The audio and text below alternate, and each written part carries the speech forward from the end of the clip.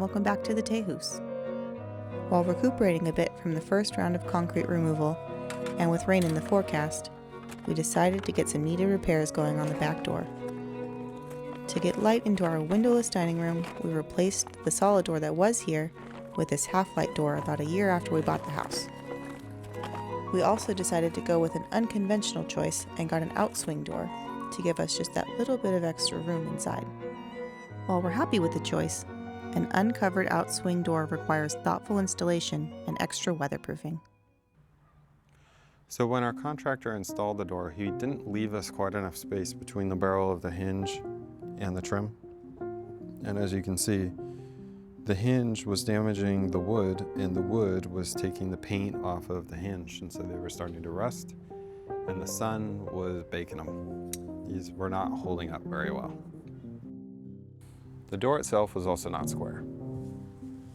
The door would actually rest against the door frame, which damaged the paint here and trapped moisture. I noticed how bad the damage had gotten a few weeks ago when I took the door off to repaint it.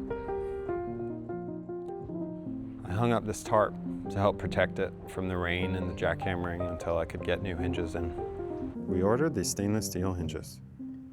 We made sure to order the same size and hole pattern as our original hinges, but these have the added benefit of a non-removable pin for security, ball bearings for smooth operation, and their stainless steel construction means that these are going to last a very long time.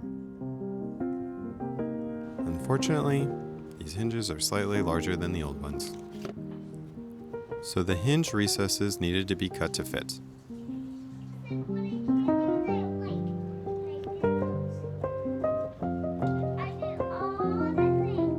This is a slow and tedious process.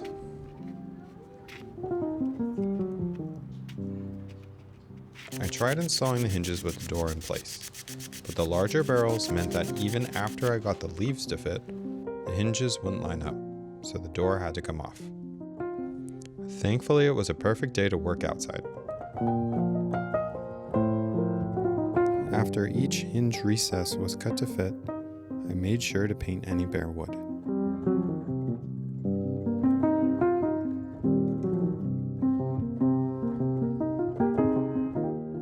I carved out channels in the trim to give the barrels some clearance this time. I used an aluminum sheet metal to create some shims so that I could make them as thick or as thin as I needed.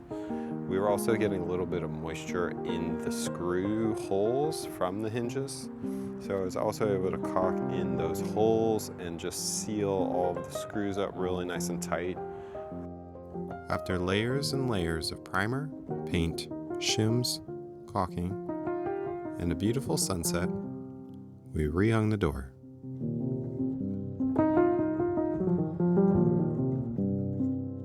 The door should be good to go for rain, but I still have some finishing touches, including painting the doggy door. If you have any good suggestions for painting plastic, please leave a comment.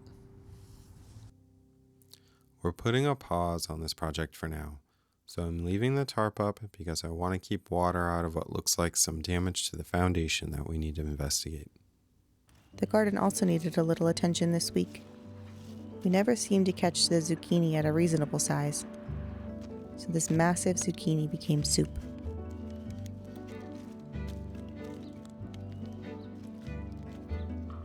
These beautiful Aleppo peppers were dried.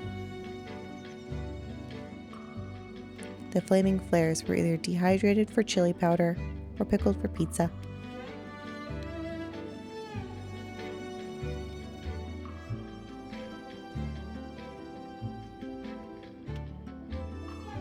The eggplants became a giant eggplant parmesan.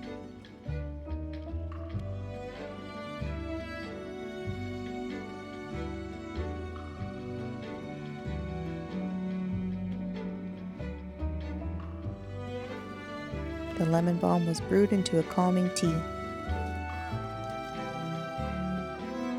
And this lovely lime went into giant bowls of pho on a rainy day. This was our very first citrus harvest at the Tejas.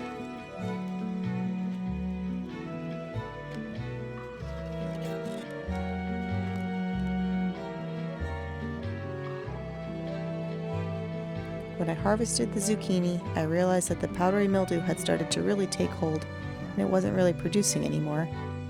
It was time to pull it out. Today I'd like to sit and read. Forget I have a job I need. Ignore the things I have to do. And just enjoy a book or two.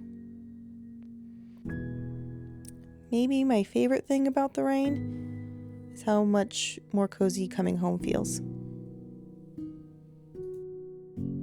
Although I really enjoyed this rainy spell, we have a lot of work to do outside before winter fully arrives.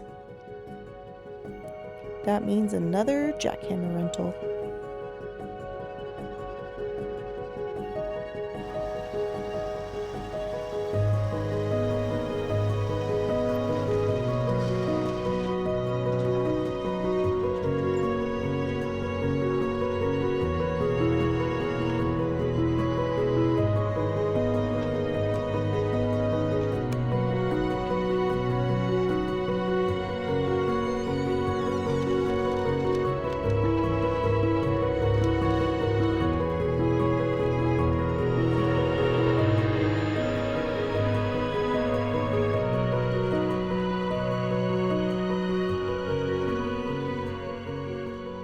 We rented a jackhammer for 4 hours, which was no problem, but a late start meant we were in a rush to finish before our son's soccer game.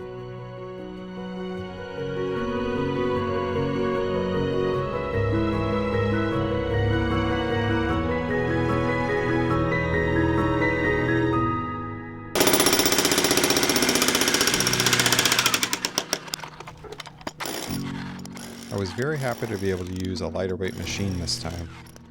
It turns out that moving the jackhammer around is more tiring than the actual jackhammering.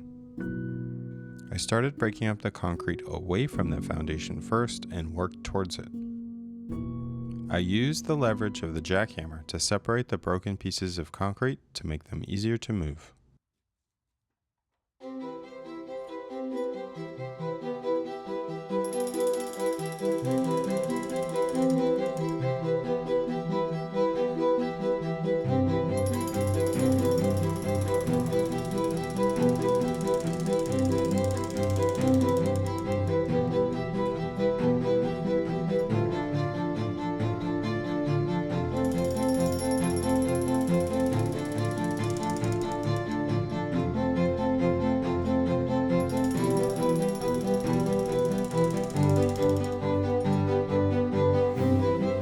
Walking on broken concrete is awkward and really easy to roll an ankle. The more progress I make, the harder it is to move around safely.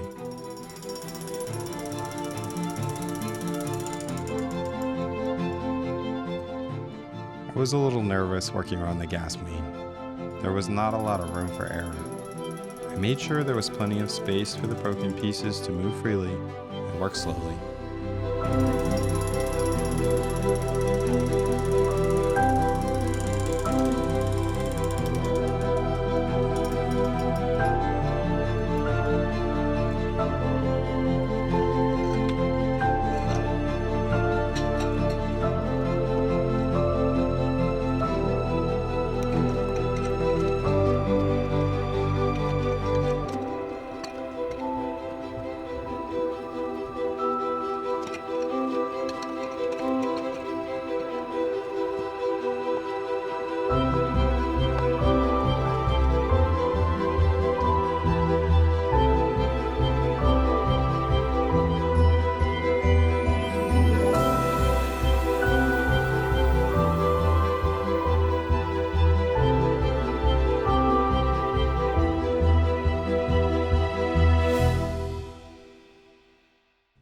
We made it to soccer and celebrated some goals with pizza.